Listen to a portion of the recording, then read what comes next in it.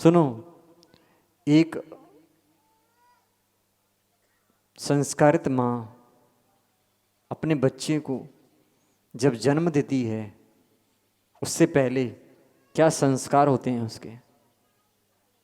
एक माँ की 7 संतानें हुई। कितनी? 7 संतानें हुई। कितनी संतान हुई? 7 संतान हुई एक माँ की। तो संस्कार कैसे देना चाहिए? आप जैसी संतान चाहते हो वैसी संतान होगी। कोई चाहता है मेरी संतान मोक्ष मार्ग की ओर बढ़े, तो वैसे संस्कार देना। जैसे सुबह सुबह जब माँ भोजन बनाती है, आज तो ज़माना बदल गया कि लोग टीवी देख कर के भोजन बनाना प्रारंभ कर दिए हैं, लेकिन पहले क्या होता था? भक्तांबर स्तोत्र, प्रभु पति पावन की स्तुति, जो भी उनको याद रहता था वो पढ़ कर के भोजन बनाते थे। तो निरंतर जो जिसने भोजन किया है उसको वैसे संस्कार मिलते थे, वैसे उनके भाव भी रहते थे। उसके कारण से दिन भर अच्छा जाता था। लेकिन आज की भावनाएं कैसी हैं? बच्चे लोग क्या कर रहे हैं?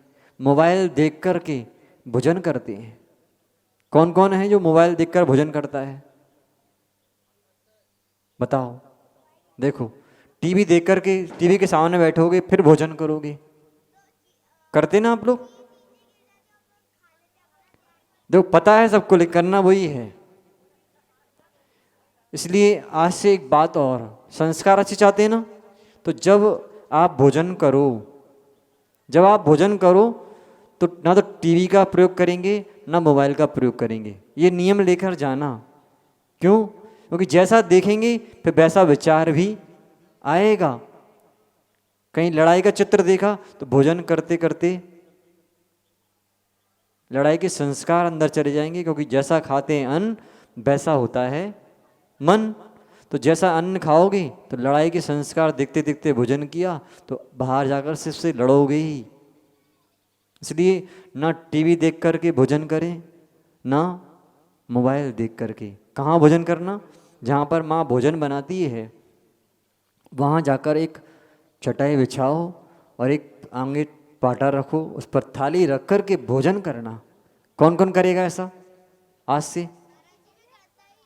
पक्का? नहीं, सब लोग करोगे? बच्चे लोग ध्यान रखना, माँ लोग, आपकी बात यहाँ कटनी नहीं चाहिए। नहीं तो आप ही कहो बेटा आ जाओ टीवी देख लो, भोजन कर लो। भोजन भले ना कर पाए लेकिन टीवी और मोबाइल के सामने भोजन नहीं होना चाहिए। ठीक है? आदिश करते ना टीवी देखकर भोजन? मोबाइल देखकर करते हो? आज से नहीं करोगे। ठीक है? कौन कौन नहीं करेगा? पक्का? चलो, हमारा यहाँ आना सफल हो गया, अच्छी बात है। कहाँ गए अध्यक्ष जी?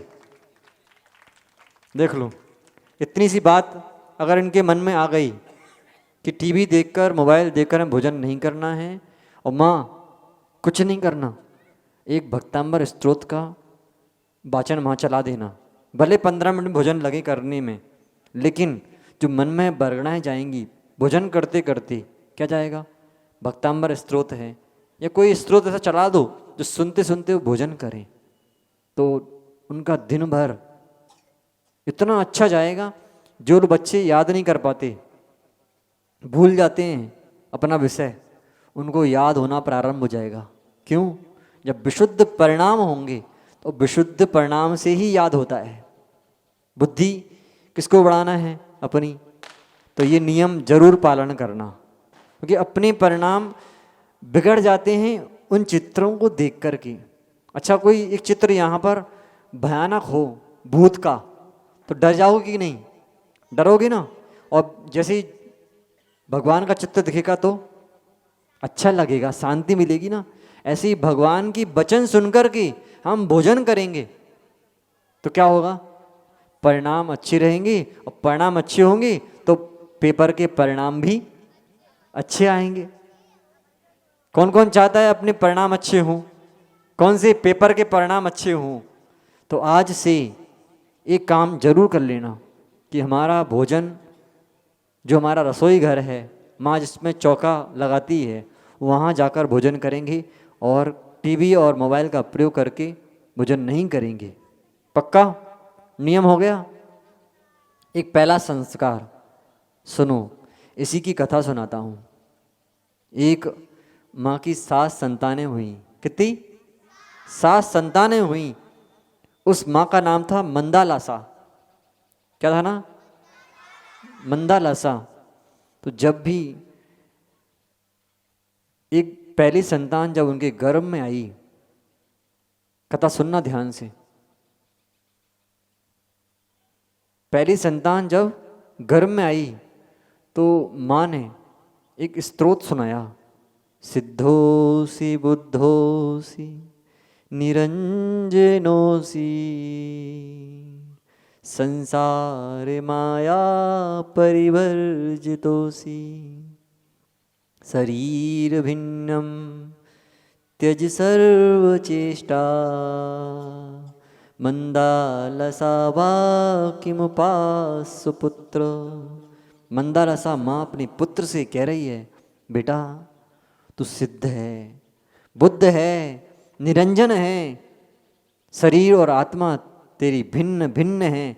ऐसा उसने उसको गर्भ में संस्कार दिए।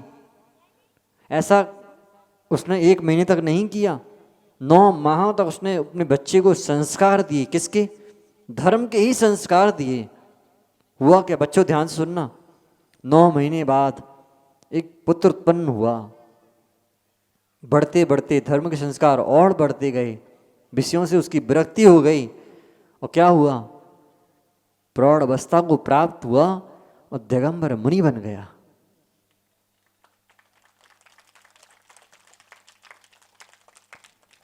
ऐसा एक संतान के साथ नहीं किया, 6 संतानें उत्पन्न हुई।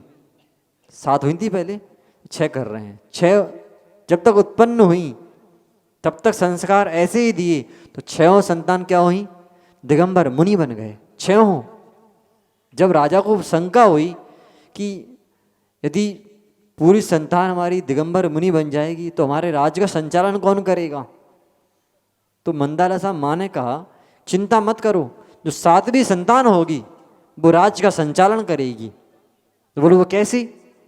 बोले आप बस देखते जाओ।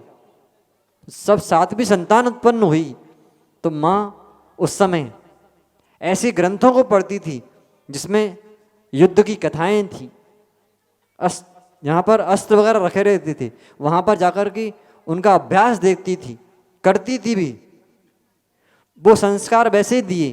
तो जब वो संतान उत्पन्न हुई तो उसी संतान ने क्या किया, राज्य का संचालन किया। हुआ किससे ऐसा? ऐसा क्यों हुआ? जैसे संस्कार हमने दिए हैं वैसा संस्कार सामने प्रकट होता है। जैसे एक बॉल सामने लो अपने हाथ में, बॉल फेंकोगे तो क्या होगा, दीवार पर कितनी तेजी से, जितनी तेज से फेंकोगे उतनी तेज लौट कर आएगी। ऐसे ही जितने अच्छे संस्कार होंगे उतने अच्छे संस्कार आपके दिखेंगे भी। ये पक्की बात है। आज हमारी माँ संस्कार ना देती तो आज हम आपको संस्कार नहीं दे पाते। कारण क्या हुआ? किसने संस्कार दिए? माँ ने ही संस्कार दिए हैं, पिता ने ही संस्कार दिए हैं, इसलिए आज हम संस्कार देने के लायक बन पाए हैं। आप भी अगर ऐसा बनना चाहते हैं तो संस्कार छोड़ना मत। बुरे संस्कार छोड़ने की जरूरत नहीं है। सुनो सुनो बच्चों, बुरे संस्कार छोड़ने की आवश्यकता नहीं है। बस एक बात है कि आप अच्छे संस्कार प्राप्त कर लो, बुरे संस्कार अपने आप छूट जाएंगे। समझ रहे? एक और बात करता हूं, फिर अपनी बात समाप्त करेंगे। सुनो, एक बच्चा, छोटा सा बालक अपनी माँ से रूठ करके एक जंगल में चला गया। क्या कहते कहते, माँ मैं तुझसे नफरत करता हूं, माँ मैं तुझसे क्या नफरत करता हूं। वो बोल के चला गया गुस्से में, और कहाँ पहुंचा? ऐसे स्थान पर पहुंच गया जहाँ एक खाई थी, और जैसे ही उसने एक शब्द बोला कि माँ मैं तुझसे नफरत करता हूं, तो जैसी आवाज आई दोबारा लौटकर आवाज आई तो वो डर गया। आवाज क्या आई लौटकर? माँ मैं तुझसे नफरत करता हूँ। तो उसे लगा कि मुझसे कोई बात कर रहा है, दूसरा व्यक्ति कोई यहाँ पर है, वो कह रहा है मैं तुझसे नफरत करता हूँ। वो डर गया, वापस पहुँचा कहाँ पर? अपनी माँ के पास, डरते डरते कि माँ वहाँ मैं गया था तो वहाँ ऐसी आवाज़ आ रही है कि मैं तुझसे नफरत करता हूँ। जैसे ही माँ ने कहा ये ऐसे स्थान पर पहुँच गया है जिससे इसको अपनी आवाज़ पुनः सुनाई पड़ रही है, तो माँ ने क्या कहा? उसे कहा नहीं कि तुम गलत बोल रहे हो, उसने कहा कि जाओ बेटा अब पुनः जाओ, एक शब्द हमारी तरफ से कहना कि मैं तुमसे प्यार करता हूं, मैं तुमसे प्रेम करता हूं, ये शब्द बोलना। अब जैसे ही वो पुनः पहुंचा, क्या हुआ? जैसे ही उसने कहा कि मैं तुमसे प्रेम करता हूं, तो आवाज क्या आई? क्या आवाज आई? तो जैसी आवाज वहां दी गई वैसी लौट कर आएगी नहीं। ऐसे ही हमारे जैसे संस्कार होंगे वैसी आवाज लौट कर भी आती है। इसलिए विचार करना, अपने मन से सोचो। इसलिए संस्कार प्राप्त करना है अच्छे, बुरे संस्कार कभी प्राप्त होंगे ही नहीं। क्यों? क्योंकि हम अच्छे हैं और सच्चे हैं, इसलिए बच्चे हैं। बच्चों को संस्कार जैसे दोगे माँ, अभी खाली स्लेट है, भरी स्लेट पर मिटाल कर लिखोगे तो कुछ समझ में नहीं आएगा। तो सुनो, पाठशाला वाले जो पढ़ाते हैं, अभी खाली स्लेट है, खाली स्लेट है, भरी स्लेट में मिटाल कर भी लिखोगे तो अच्छा नहीं दिखता। आज संस्कार दे दो अच्छे, तो यही संतानें भविष्य में आर्यकामा और दिगंबर मुनि बनेंगी। इसलिए एक शिक्षा और देना, भले यहाँ ऐसा है नहीं, लेकिन एक शिक्षा जरूर देना, अभी से संस्कार डालो। एक बात पूछें बच्चों आप लोगों से, आपके घर में कक्ष में एक आध कोई कक्ष खाली है? घर में कोई खाली होगा? कमरा कोई खाली है? एक कमरा तो होगा ऊपर खाली है, कोना खाली है, कोना यहाँ कुछ रखा ना हो, खाली है ना। तो जो बाजार से हुआ था ना कचड़ा वाला, गाड़ी वाला आया भैया घर से कचड़ा निकाल, आता ना, तो उस कचड़े को निकाल करके अपने घर में रख सकते हो? नहीं रखते ना। सुनो, ये बात ध्यान रखना, सुनना। कचड़ा घर में नहीं रखते ना, जबकि कचड़ा निकाल कर क्या करते हो? उस कचड़े वाली डब्बी में डाल देते हो, डालते ना। अब सुनना, क्यों कह रहा हूं ऐसा। जब भी कोई आपसे कहे, पाठशाला में या कहीं भी जाओ आप, कोई कहे इनको मत पूछना, इनको मत देखना, इनके पास मत जाना, साधुओं के पास कोई कहे ऐसा, तो सबसे पहले एक कविता हमने लिखी थी, कोई कहता है कि भैया उनसे दूर रहो, उनके पास मत जाना, तो हम उन लोगों से कहते हैं जो आपको आपके गुरु से दूर कर दे, सबसे पहले उस व्यक्ति से दूर हो जाना। मतलब हमारे लिए दिगंबर मुनि, सभी दिगंबर मुनि बराबर हैं, हम किसी से दूर नहीं होंगे। यदि उनसे ही दूर हो जाएंगे तो दुनिया से दूर कैसे होंगे। इसलिए जब भी कोई आपको शिक्षा दे, किसी की निंदा करे, तो आप उसको कचड़ा समझ करके, ये आपका घर है, ये आपका घर है, इसमें कचड़े की एक बूंद भी चली जाए तो नुकसान हो जाएगा। घर में कचड़ा आए तो दुर्गंध आती कि नहीं आती ना। ऐसे अपने कान में कोई निंदा करे कि भाई उनके पास मत जाओ, इनके पास मत जाओ, ये अच्छे नहीं हैं, समझना वही व्यक्ति अच्छा नहीं है। ठीक है, तो जब भी कोई पाठ पढ़ाना, क्या पढ़ाना? नमो लोए सब साहुड़म। पाठ में ये नहीं आना चाहिए कि ये व्यक्ति विशेष है, नहीं। क्या आना? माँ जो पढ़ाते हैं सुनो ध्यान से, उनको भी ध्यान देना है कि नमो लोए सब साहुड़म का पाठ पढ़ाओगे तो भविष्य की संतानें आपकी चौके लगाने वाली भी होंगी, नहीं तो वो बोलेंगे हमारे संग के नहीं हैं, दूर जा रहे हैं, ऐसा भी हो जाएगा। आज यदि यहाँ की समाज दिगंबर मुनियों को ना मानती काला जी, तो आज इतने चौके ना लगते। 3 महाराज हैं और चौके 13-14 थे। क्यों? कारण क्या? कि उनके अंदर मुनि भक्ति कूट कूट के भरी गई है। देखो, कूट कूट कर भक्ति भरी गई। तो आज अगर आप संस्कार देते हो पुनः ऐसे ही, तो भविष्य में ऐसा होगा 3 साधु आएंगे, 300 चौके भी लगेंगे। क्यों? इस संस्कार का प्रभाव है। जब आपके पास संस्कार ऐसे आए तो बच्चों के संस्कार भी ऐसे होना चाहिए। इसलिए संस्कार ऐसे मत देना कि बच्चे गुरुओं से दूर हो जाएं, धर्म से दूर हो जाएं। उन्हें लगना चाहिए जैसे ही दिगंबर मुनि आपके नगर में आए तो वो बच्चे कहें कि आज हमको स्कूल नहीं जाना है, माँ चौका लगाओ। बच्चे कहने लग जाएं कि माँ चौका लगाओ, कि हमारे घर में दिगंबर मुनि आना चाहिए। क्योंकि बच्चे बोलें कि हमारे आगम में लिखा है कि यदि दिगंबर मुनि घर में नहीं आते तो हमारा घर चिड़िया का घोंसला है। किनके घर में चौका में लगा आज तक? बोलो। नहीं लगा? नहीं लगा चौका, आज तक नहीं लगा। तो आज माँ से जाकर बोलना कि माँ, भले कोई आ ना पाए, नहीं आ पाए, लेकिन हमको चौका जरूर लगाना है।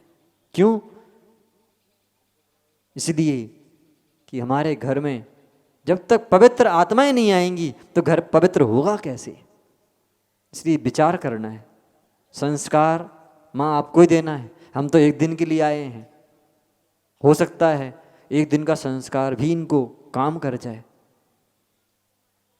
ध्यान से सुनो। आ गया?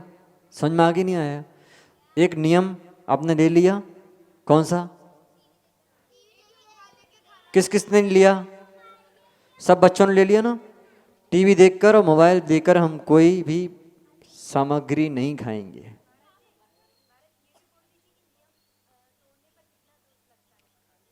सुनो, नियम टूटना नहीं चाहिए। सोच समझ कर लेना। क्या नाम है तुम्हारा? जिनेश, जैनेश, ठीक है? टीवी देखकर और मोबाइल देखकर भोजन नहीं करेंगे। बड़ा आदमी बनना है, बड़ा आदमी बनना है ना? तो अच्छे संस्कार प्राप्त करोगे तो दुनिया तुम्हें पूछेगी बेटा। पक्का? चलिए, समय कितना हो गया भाई? बच गए? चलो, इतना ही आज के लिए काफ़ी है। बाकी हमारा इतना कहना है, पाठशाला जो लेते हैं उनसे भी और जो पाठशाला में जाते हैं उनसे भी, कि आप ऐसा समझना कि माता पिता आपके गुरु हैं, उसके बाद जो आपको पढ़ाते हैं वो गुरु हैं, और जो गुरु सामने बैठे हैं वो भी आपके गुरु हैं। तो जो भी शिक्षा आपको दी जाती है वो इसलिए दी जाती है कि आप आगे आने वाले समय में एक संस्कारित संसान के रूप में प्रकट हो। ठीक है? इतना विचार करना, ऐसे ही पढ़ना कि ये सब जो भी बोला जा रहा है वो सबके लिए नहीं है, हमारे लिए ही बोला जा रहा है। पीछे आप स्कूल से आए ना, अभी जहाँ से भी आए हो, तो जब भी कोई सभा में बैठो या पाठशाला में बैठो, तो जब भी कुछ सुना जाए तो यही सोचना कि मेरे बारे में ही कहा जा रहा है, मुझे ही कहा जा रहा है। कई बार बुरा लग जाता है कि ऐसा हमारे लिए बोल दिया गया। नहीं, ये आपके सुधार के लिए ही बोला गया है। इसलिए कभी ये सोचना मत कि ऐसा क्यों कहा गया। ठीक है? बस इसी भावना के साथ कि आपके संस्कार अच्छे हों, आप भविष्य में ऐसे पद को प्राप्त करें जो पद वास्तव में हमारे मोक्ष का साधन बनता है। कौन सा मोक्ष का साधन? कौन सा? दिगंबर मुनि का पद ही मोक्ष का साधन है, और आर्य का पद ही मोक्ष का साधन है। क्यों? क्योंकि जब तक आर्य के व्रत धारण नहीं करोगे, मुनियों के व्रत धारण नहीं करोगे, संसार से मुक्ति नहीं मिलेगी। इसलिए संस्कार प्राप्त करते रहना। कब तक? कब तक करोगे संस्कार प्राप्त? जब तक सिद्ध नहीं बन जाते तब तक संस्कार प्राप्त करते रहना, करते रहना, करते रहना। इसी भावना के साथ बोलिए भगवान महावीर स्वामी की, परम पूज्य आचार्य भगवान गुरुवर विशुद्ध सागर जी मुनि महाराज की।